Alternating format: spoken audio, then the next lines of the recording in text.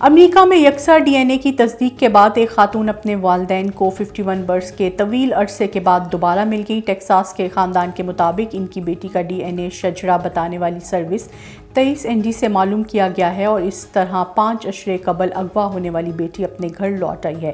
1971 میں ملیاسی high Smith کی عمر صرف 22 ماہ تھی جب اس کی آیا اسے لے کر فرار ہو گئی تھی، تاہم اس واقعے کے بعد میلیسیا کا نام بدل کر میلانی رکھ دیا گیا، جو اس پورے واقعے اور اپنے حقیقی والدین سے یکسر ناآشنا تھی۔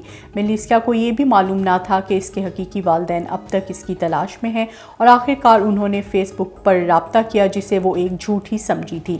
ان کے والد نے پیغام دیا تھا کہ ہم 51 برس سے اپنی بیٹی کو تلاش کر رہے ہیں۔ جدید ٹیکنالوجی اور دیگر دنیا سے 50 سال آگے چلنے کی بات کی جائے اور جاپان کا ذکر نہ ہو، ایسا ممکن نہیں۔ جاپان میں موجود کانسائی انٹرنیشنل ایئرپورٹ کو بنائے ہوئے ابھی کچھ ایسی ہی غلطیاں کی گئیں جس کی جاپان کو بہت بھاری قیمت ادا کرنا پڑ سکتی ہے۔ جاپان کے کانسائی علاقے میں بنایا گیا یہ ایئرپورٹ اوساکا، کوبے اور کیوٹو شہر کے بہت قریب ہے۔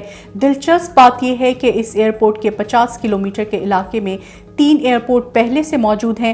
یہاں ذہن میں یہ سوال پیدا ہوتا ہے کہ 3 ایئرپورٹس کے ہوتے ہوئے کانسائی ایئرپورٹ کیوں تعمیر کیا گیا؟ جاپان کی بڑھتی ہوئی آبادی اور معاشی ضروریات کی وجہ سے کانسائی ایئرپورٹ تعمیر کیا گیا، کیونکہ جو ایئرپورٹ پہلے سے اس علاقے میں موجود تھے ان کے ارد گرد بہت بڑی تعداد میں آبادی موجود ہے، اس لیے ان کی توسیع کرنا ممکن نہیں تھا۔